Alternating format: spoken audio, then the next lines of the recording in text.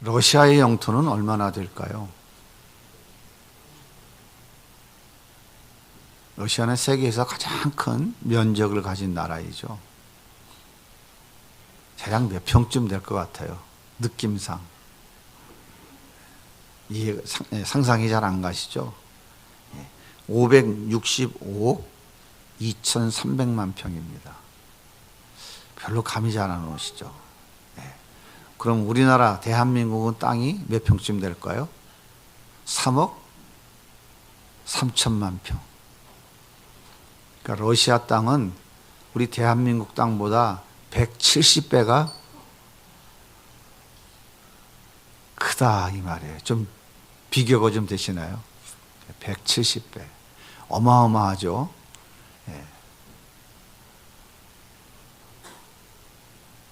상상을 초월하는 넓은 땅덩어리를 가진 나라입니다. 그럼 우크라이나는 몇 평쯤 될까요? 우리나라보다 많이 커요. 19억 9천만 평. 근데 러시아는 우크라이나보다 28배나 더 큰 나라예요. 이렇게 큰 땅덩어리를 가진 나라가 왜 남의 땅 따먹기를 그렇게 열심히 하고 있는지 잘 모르겠어요. 이유가 뭘까요? 자, 중국은 317억 3,700만 평이나 돼요. 세계에서 네 번째로 큰 땅을 가진 나라입니다. 그러면 대만은 몇 평쯤 될까요? 1억 1천만 평. 우리나라의 3분의 1밖에 안 되는 작은 나라예요. 대만보다 중국이 266배나 더 큰 나라입니다. 그런데 어째서 이 작은 땅덩어리 이거를 빼앗지 못해서 안달일까요? 독도는 몇 평쯤 될까요? 독도 660평밖에 안 됩니다. 정말 작은 돌덩어리예요. 작은 바위예요. 그런데 일본은 독도를 자기네 땅이라고 여전히 우기고 있어요. 어째서 그 망망대해에 작은 돌덩어리 하나를 차지하려고 그렇게 거짓말을 밥 먹듯이 하는지 참 이해가 되질 않아요. 러시아는 지난 14년에 우크라이나를 침공해서 흑해와 인접해 있는 군사적 경제적 요충지인 크림 반도를 자기 땅으로 그냥 먹어버렸어요.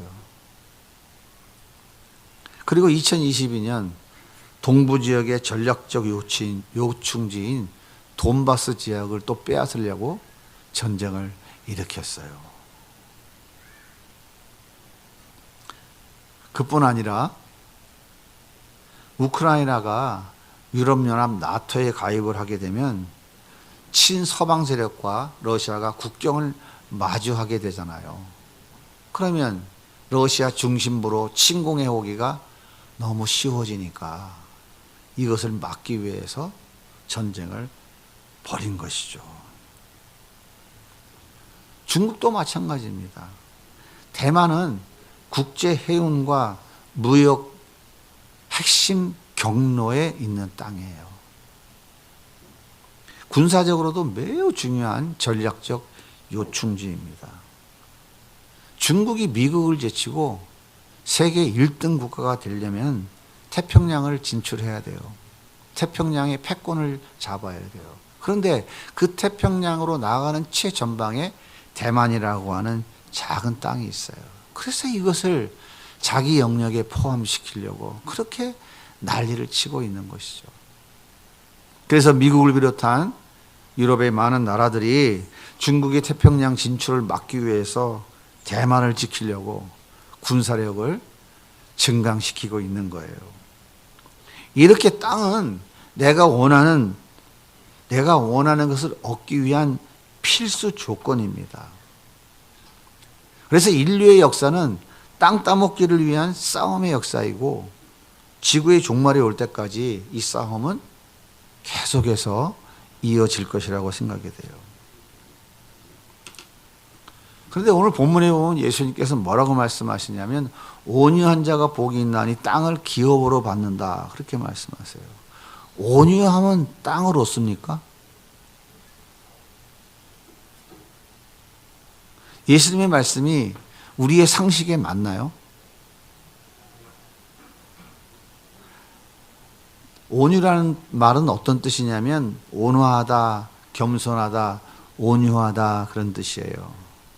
그러니까 온유는 성격과 태도가 온화하고 부드럽다라는 뜻인데 자막에 보면 잘 나와 있어요. 잘 나오죠?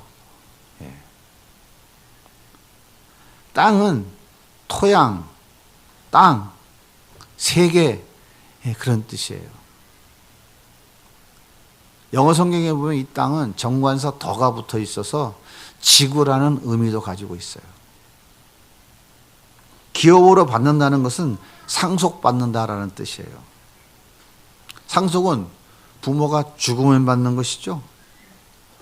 자, 온유, 땅, 상속 이 세 단어를 조합해 보면 이런 뜻이 될 것 같아요. 성품이 온화하고 겸손하게 살아라. 그러면 땅을 상속받아 풍요로운 삶을 누리게 된다. 여러분 생각해 보세요. 온화하고 겸손하게 살면 땅이 생깁니까?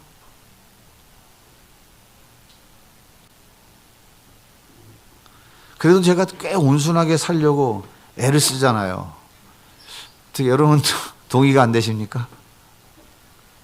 아닌 것 같아요? 웃으시는 거 보니까 동의가 잘 안 되시는 것 같은데 저도 꽤 온순하게 온유하게 살려고 꽤 애를 쓰고 있거든요. 그러면 아파트는 그만두고 허름한 연립주택이라도 하나 줘야 되는 거 아니에요? 주기는커녕 거실에 흠집 냈다고 그것도 내가 한 것도 아닌데 200만 원 뺏어가더라고. 뭘 줘 주기는. 그때 제가 그냥 성질을 내고 좀 해가지고 혼을 내가지고 호구멍을 냈어야 되는데 말이 안 됩니다. 땅을 차지하려면 싸워야 돼요. 이기려면 상대를 능가할 힘이 있어야 됩니다. 그래야 내 영역을 넓힐 수 있어요. 여러분 보세요. 명문대학에 들어가려면 치열한 경쟁에서 이겨야 돼요. 그래야 내가 설 자리 하나가 생깁니다. 대기업에 들어가려면 치열한 전쟁판에서 이겨야 돼요. 많은 젊은이들이 곳이라고 하는 땅을 쟁취하기 위해서 살을 깎는 듯한 고통과 아픔을 견뎌내고 있잖아요. 그렇게 땅을 차지해야 경제적으로, 사회적으로 나의 영역이 넓어집니다. 내가 원하는 연봉, 내가 원하는 배우자, 내가 원하는 아파트, 내가 원하는 자동차, 내가 원하는 레저 생활, 내가 원하는 것을 마음껏 누릴 수가 있어요. 여러분 한번 생각해 보세요. 착하게 살면 내 밥그릇 챙길 수 있나요? 아, 그 사람 말이야 정말 법이 없이도 살 수 있는 착한 사람이야. 이런 소리 들으면 아파트 한 채가 턱 생기나요? 우리 교회는 그런 소리 들으시는 분이 안 계신가? 턱도 없는 소리죠. 아짜같이 싸워야 돼요. 그래야 내 것 챙길 수 있습니다. 그렇지 못하면 눈 뜨고 코 베가는 세상에서 바보라고 낙인 찍혀서 도태되고 왕따로 전락하고 맙니다. 그래서 땅을 차지하려면 온유해서는 안 돼요. 반드시 힘이 있어야 됩니다. 상대를 압도할 만한 능력이 있어야 돼요. 그래서 땅 따먹기는 힘 있는 사람들의 놀이예요. 힘 없는 사람들은 놀이가 아니라 생명 걸고 지켜내야 할 처절한 몸부림인 거예요.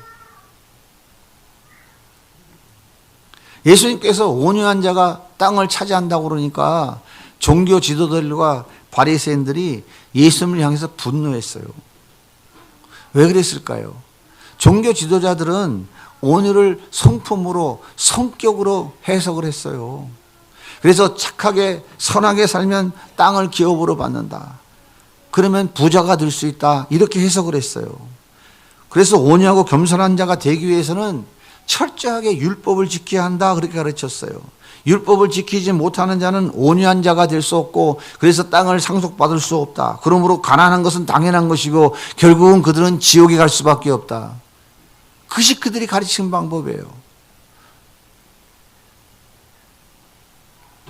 로마의 권력을 등에 업고 공갈 협박을 일삼는 저 세리가 어떻게 온유할 수 있어요?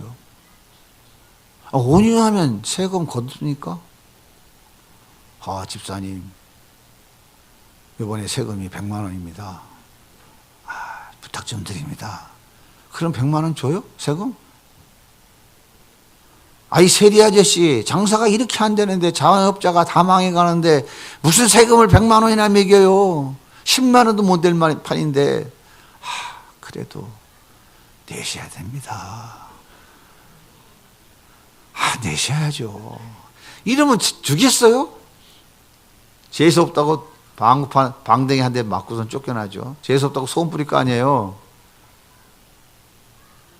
세리가 온유해갖고 세금 걷겠습니까? 양들을 지키기 위해서 나쁜 짐승들이 오면 어떻게 돼요? 돌을 집어던지면서 온갖 욕을 퍼부어야 될 거 아닙니까? 제가 여기서 해볼 수는 없고. 저렇게 무식한 목자가 어떻게 온유할 수가 있어요? 여러분 시장에 가보셨죠? 살 것처럼 막 금방 주머니에 돈 나올 것처럼 흥정하다가 이따가 다시 올게요 하고 등 돌리고 가면 상인들이 뭐라 그래요? 소금 뿌리고 쌍욕을 퍼붓잖아요. 온유할 수 있어요? 율법을 지키지 못하니까 저렇게 천박하고 욕을 하고 분노하지. 율법을 지키지 못하니까 솟구쳐 오르는 욕망을 절제하지 못하고 돌아서서 욕을 하지. 바리새인들은 율법을 지키지 못하는 자들은 온유한 자가 될 수 없다고 그렇게 정죄했어요. 그러니 그 정죄를 당하는 그 백성들은 얼마나 마음이 아팠을까요? 그렇다면 예수님이 말하는 땅은 뭘 말하는 걸까요? 땅은 좋은 것이죠. 땅이 많아야 수확을 많이 하게 되고 수확을 많이 하면 부자가 되잖아요. 그런데 예수님이 말씀하시는 땅은 내가 원하는 것을 충족해 주는 땅, 즉 부자가 되게 해주는 도구가 아니라 예수님이 말씀하시는 이 땅은 천국을 말하는 거예요. 천국. 땅을 기업으로 받는다는 말은 상속받는다는 말입니다. 상속은 내가 어떤 대가를 치러서 받는 것이 아니에요. 부모님이 죽으면 자연히 내 몫이 돌아오는 게 그게 상속입니다. 그러므로 예수님이 온유한 자가 땅을 기업으로 받는다고 말씀하시는 것은 이런 뜻이에요. 온유한 자가 복이 있다. 그 복은 천국을 상속받는 것이다 라고 말씀하시는 거예요.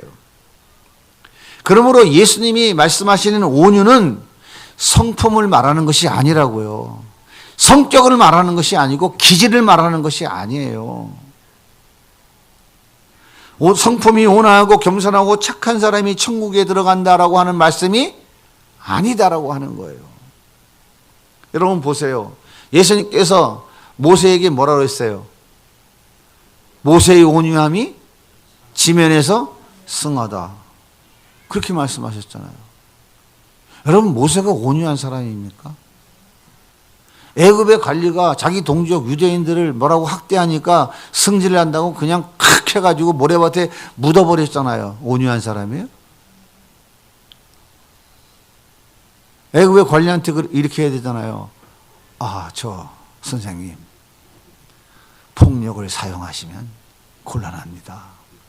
그렇게 하지 마시고 좋은 말로 좀 하시면 안 돼. 이게 온유한 사람 아니에요? 온순한 사람? 근데 승리를 난다고 패가지고 그냥 묻어버려서 모래밭에. 이게 온유한 사람이에요? 하나님께서 바로에게 뭐라고 그래요? 하나님께서 모세에게 너 가서 내 백성 데리고 와. 저 못 갑니다. 제가 어떻게 바로한테 가요? 갔다 와. 내가 너와 함께 할게. 못 갑니다. 그랬더니 하나님이 함께 하신다고 세 가지 증거를 보여주셨잖아요. 모세야, 너 손을 여기다 좀 넣어봐. 넣다 빼니까 뭐가 돼? 문둥병이. 다시 넣어봐. 하얘졌어. 못 갑니다. 내 지팡이를 던져봐. 뱀이 됐어. 꼬랑지 잡아봐. 다시 지팡이 돼서 가. 못 갑니다. 물 한 컵 떠다가 땅에 뿌려봐. 피가 됐어. 가. 못 갑니다. 아니, 하나님이 직접 말씀하시는 거예요. 한 번도 두 번도 아니고 세 번씩이나 인간의 능력으로는 도저히 행할 수 없는 기적을 보여주셨는데도 모세가 뭐라고 해요? 난 못 갑니다. 이 사람이 온유한 사람이에요? 네?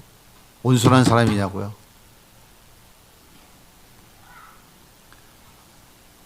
모세는 하나님이 두 돌판에 친히 십계명을 써서 주셨어요. 산 밑에 내려와 보니까 아론을 중심으로 백성들이 금송아지 만들어 놓고 춤추고 이게 하나님이라고 막 난리를 치고 앉았으니까 도저히 못 견뎌서 이 두 돌판을 집어 던져버려서 깨트렸잖아요. 누가 만들어준 거예요 이거? 하나님 만들어준 거예요. 그냥 집어 던져버려서 백성들을 향해서. 모세가 온유합니까? 대답을 안 하세요.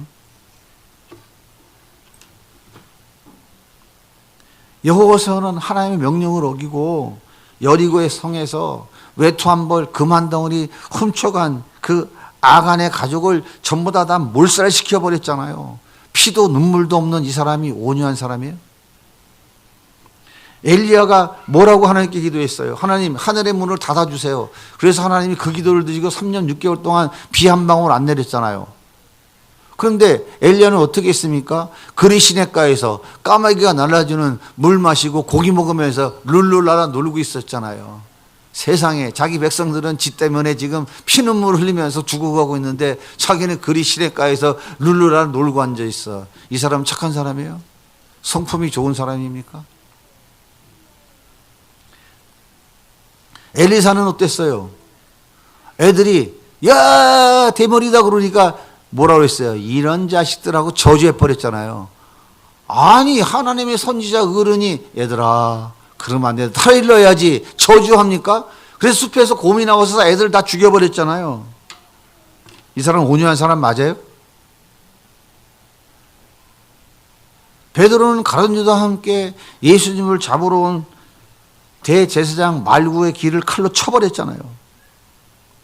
예수님이 대제사장 가야바의 집에서 신문 당하고 있을 때 자기는 모닥불 쬐고 있었잖아요. 그런데 웬 여자아이가 이 사람도 저 사람 따라다니는 사람이에요. 그랬더니 뭐라고 그래요? 나는 저 이단의 괴수를 몰라요. 나는 저 마귀 새끼 모른다니까요. 저주하면서 부인했잖아요. 이 베드로 착한 사람이에요? 아니, 뭐 대답을 안 하시나 오늘 아침에. 아니면 아니라고 좀 하시지. 하루 종일 할 거예요. 대답 안 하시면. 예수님은 성전에서 장사를 한 사람들을 보고 뭐라고 했어요? 내 집은 만민이 기도하는 집인데 여기서 장사를 해! 분노하셨잖아요. 그래서 어떻게 했어요? 채찍 만들어가지고 성전에 다 내쫓아버렸잖아요. 그리고 바리새인들을 향해서 뭐라고 그래? 이 독사의 자식들아. 무슨 얘기입니까? 이 마귀 새끼들아, 그 소리 아닙니까? 마귀가 갈 데가 어디밖에 없어요. 지옥밖에 더 가요. 이 지옥에 떨어져야 될 놈들하고 저주하셨잖아요. 이 무지 막지한 욕석을 퍼부은 예수님, 악한 사람이에요? 선한 사람이에요? 예수님 성품이 온유해요? 안 온유해요? 잘 모르시겠어요? 모세, 여호수아, 엘리야, 엘리사, 베드로, 하나님께 귀하게 쓰임받은 모든 사람들, 이 사람들이 온유한 성품을 가진 사람인가요? 여러분은 어떠신가요? 옆에 계신 분한테 물어보세요. 당신은 참 온유한지, 온유하세요? 물어보세요. 좀 물어보세요. 온순하고 착하고 선한지 좀 물어보세요. 아닌 것 같아요? 온유하세요? 그러니까 오늘부터 아닌 거 확인했으면 너무 열받지 마세요.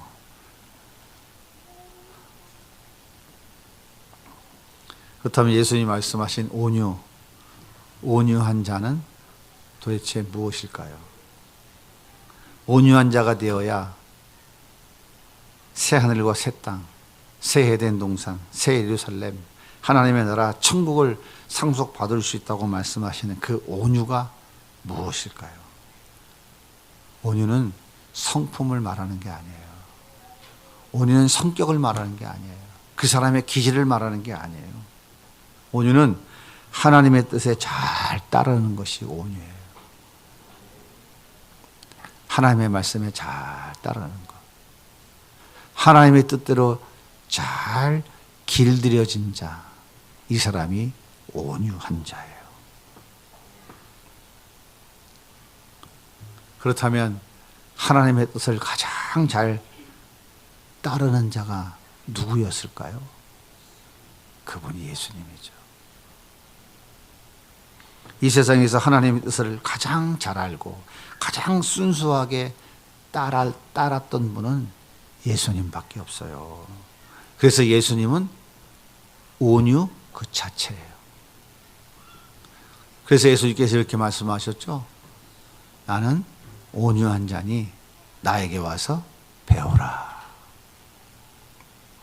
그렇다면 예수님은 정말 온유하셨을까요? 하나님 말씀을 잘 따랐을까요? 하나님 말씀에 잘 따르도록 길들여진 분이었을까요?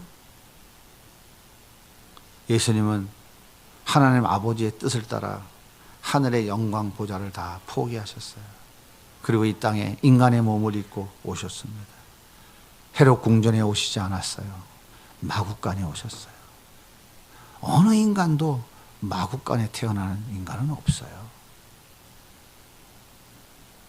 그리고 목수의 아들로 머리 둘 곳도 없이 힘들고 지치고 어려운 이 땅의 삶을 사시다가 결국은 십자가에 죽어 내 백성들을 구원하기 원하시는 아버지의 뜻대로 온전하게 행하셨던 분이에요. 그래서 온유는 예수님 자체이고 온유한 자가 바로 예수님입니다. 예수님께서 온유한 자가 천국을 상속받는다고 말씀하신 것은 우리가 온유한 자가 되어서 온순하고 착한 성품을 가져야 천국에 갈 수 있다라고 말씀하는 것이 아니라고요. 예수님이 십자가에서 이뤄놓으신 그 온유를 우리에게 전가시켜 주셔서 우리를 온유한 자로 만들어 주시겠다고 말씀하고 계시는 거예요. 그러므로 온유한 자가 복이 있나니 땅을 기업으로 받을 것이라고 말씀하시는 것은 예수님이 이 땅에 오셔서 자신의 사역을 말씀하고 있는 거예요. 내가 이 일을 해서 너희에게 이것을 줄 것이다라는 것을 미리 공생을 시작하면서 선포하고 계신 거예요.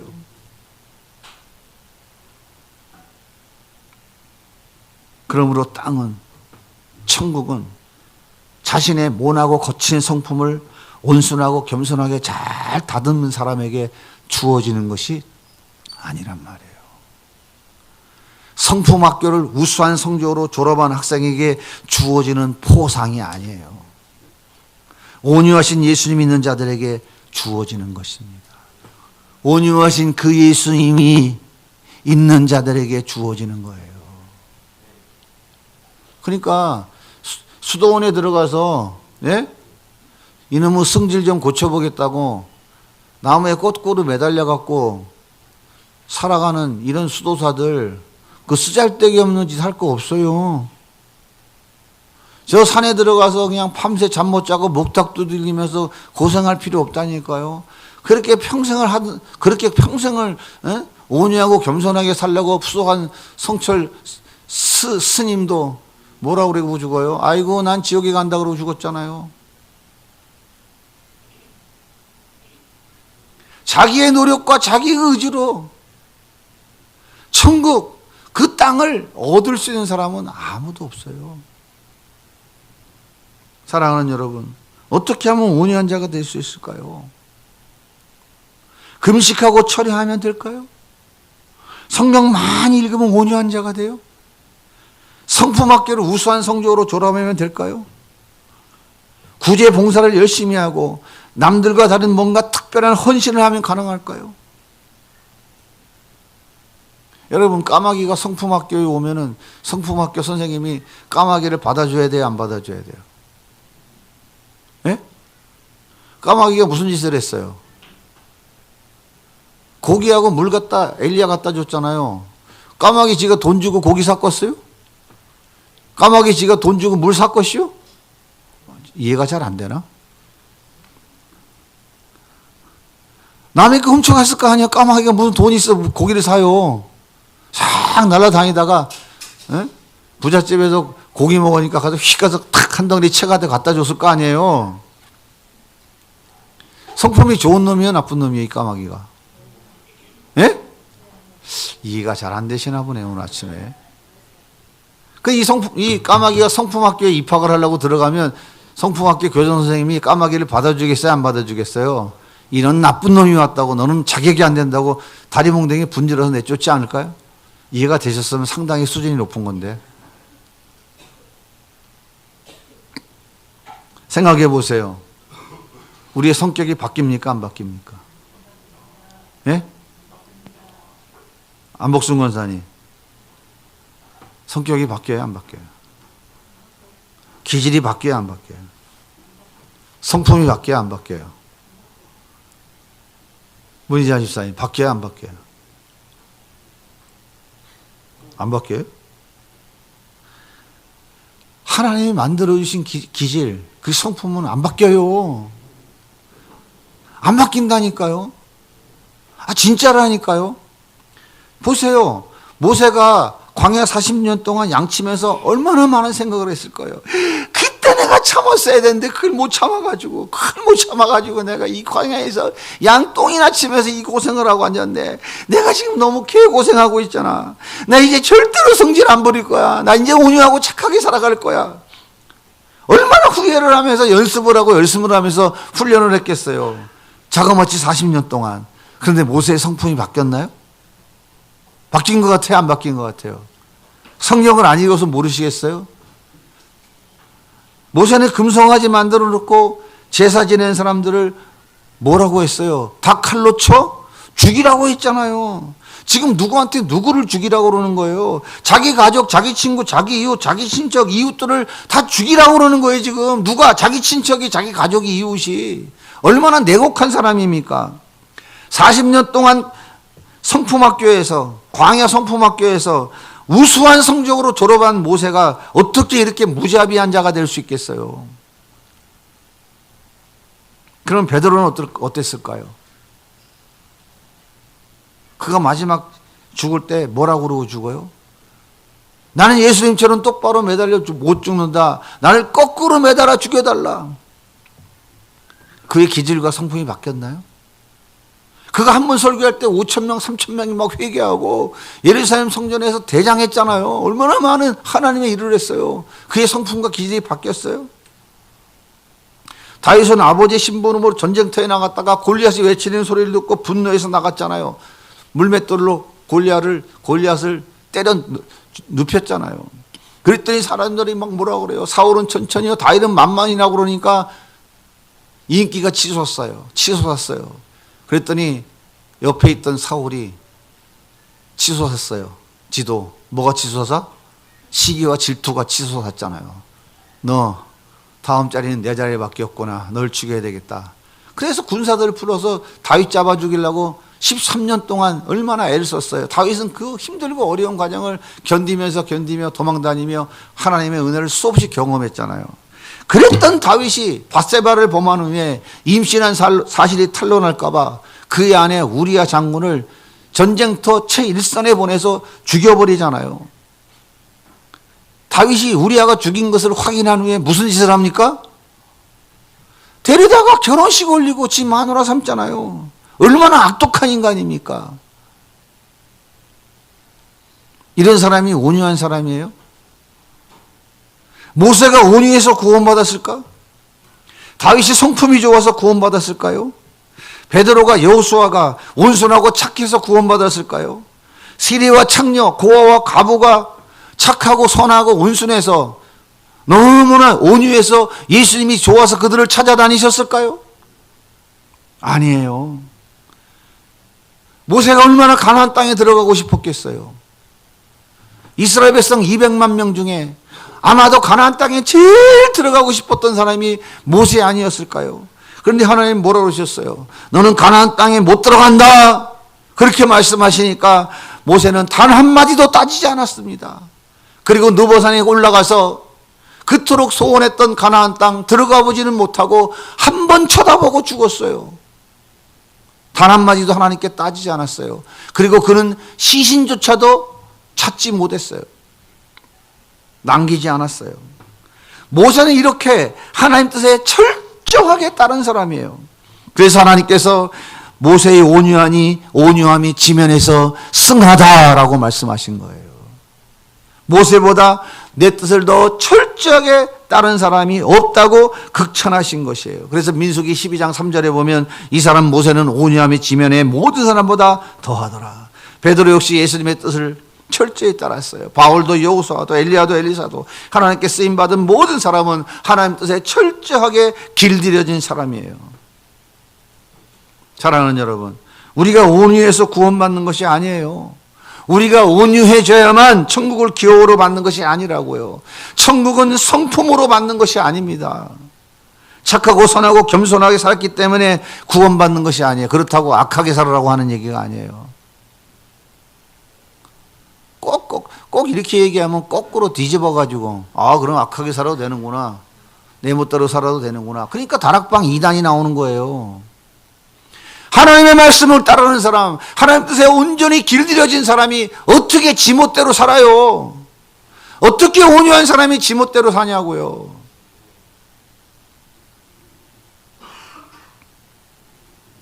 착하고 겸손하고 선하게 살았기 때문에 구원받는 것이 아니에요. 온유 그 자체이신 예수님을 만나야 구원받는 거예요.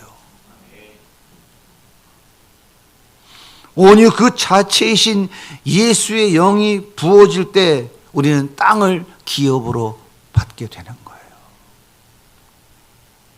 다시 말하면 예수님 없으면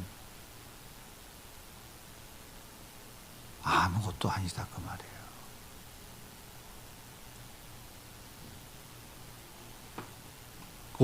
온유이신 예수님이 내 안에 계시면 나는 온유한 자가 이미 된 것입니다.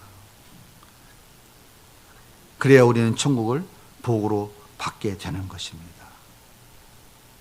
여러분, 예수님과 함께 십자가에 못 박힌 한평 강도는 온유에서 구원받았나요? 강도가 무슨 선하게 착하게 살았겠어요? 그럼 못 박혀 십자가에 죽겠어요? 그가 무슨 겸손한 삶을 살았겠어요? 틈만 나면 사기치고 틈만 나면 도둑질하고 틈만 나면 남을 죽여서라도 지 배불리려고 살다가 붙잡혀서 지금 십자가에 못 박힌 그 강도가 온유해서 온순하고 겸손하고 착해서 지금 주님께서 너는 나와 함께 낙원에 이르리라 이런 구원의 은혜를 받았을까요?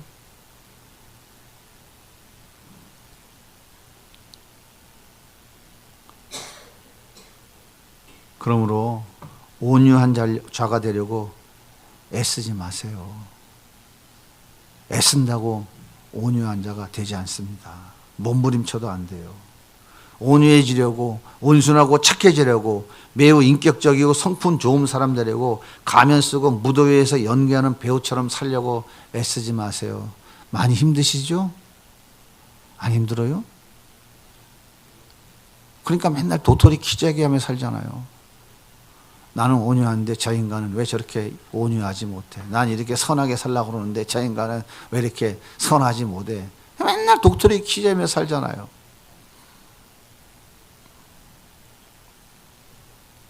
애쓴다고 해서 온유해지지 않아요. 그런데 한 가지 방법이 있어요. 그것은 온유하신 예수님을 만나면 됩니다. 예수님 만나면 온유이신 그 예수님의 온유가 우리에게 전가되어져서 내가 온유한 자가 되는 거예요. 예수의 영이 우리를 온유하게 만듭니다. 예수의 영으로 충만할 때 우리는 예수님의 뜻대로 살아가게 돼요. 예수님의 뜻에 잘 따르도록 길들여진 온유한 자가 되는 거예요. 그래서 천국을 상속받게 되는 겁니다. 그러므로 나를 위해서 싸우지 마세요. 땅을 차지하기 위해서 싸우지 마세요. 이 세상에서 내 영역을 더 넓히기 위해서 싸우지 마세요. 오늘은 헛소리 하지 말아야지. 오늘 정말 성질 내지 말아야지. 선하게 살아보려고. 나와 자신과 싸우지 마세요. 싸운다고 나를 이깁니까? 어떻게 돼요? 오늘은 운전하다가 누가 끼어들어와도 절대로 승질 내지 마야지.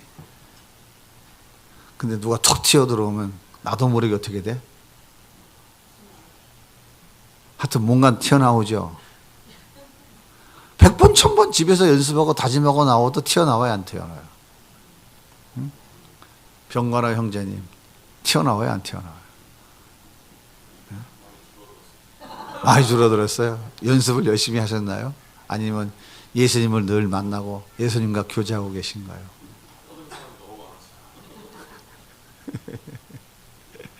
그렇다니까요.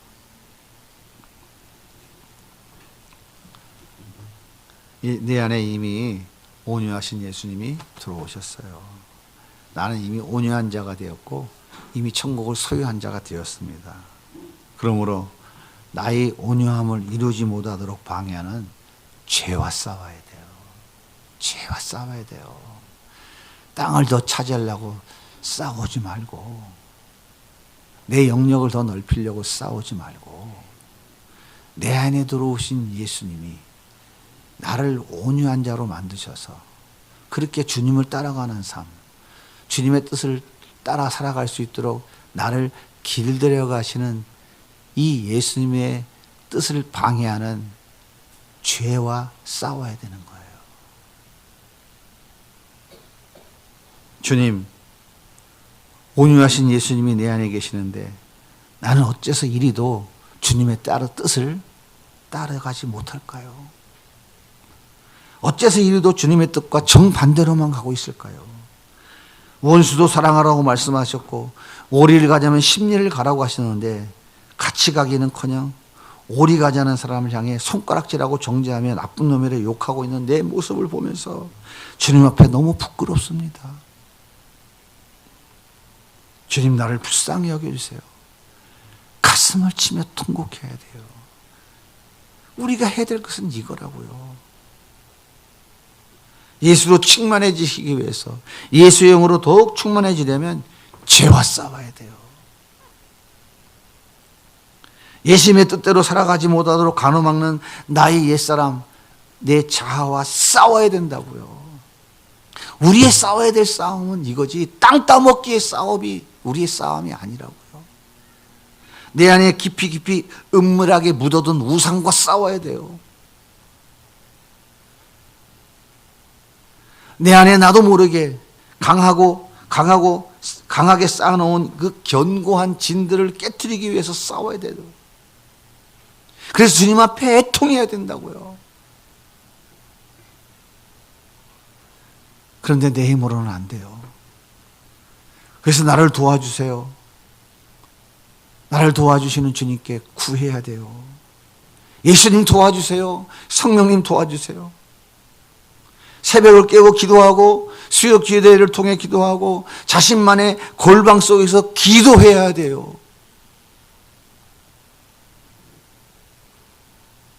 나를 나보다 더 잘 아시는 주님께서 우리의 기도를 기다리고 계신다고요. 듣기를 원하고 계신다고요.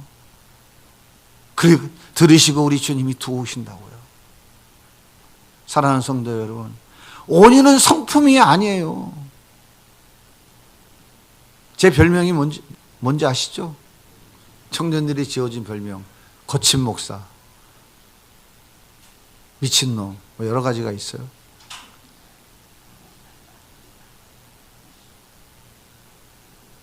해결사도 있고 뭐 여러 가지 많더라고.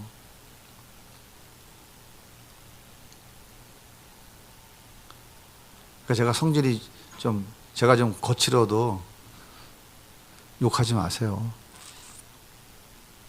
저 예수님을 열심히 따라가려고 하는 사람이거든요. 박지혜 자매가 욕을 많이 했나 봐, 속으로.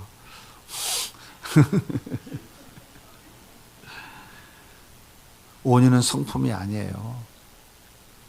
온유는 예수님의 뜻을 따르는 것이 온유해요. 예수님의 뜻에 잘 따르도록 길들여진 자가 온유한 자예요. 예수님을 만나면 온유한 자가 됩니다.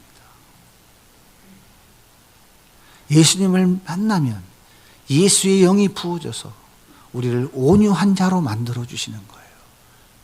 그래서 우리를 천국을 기업으로 우리에게 상속해 주시는 거예요. 땅 따먹기에 짧은 내 삶, 내 인생 허비하지 마시고 예수님 더 깊이 만나 천국의 기쁨을 누리며 살아가는, 그래서 애쓰고 수고하는 우리 성도님들이 다 되시기를 예수님의 이름으로 간절히 축복합니다.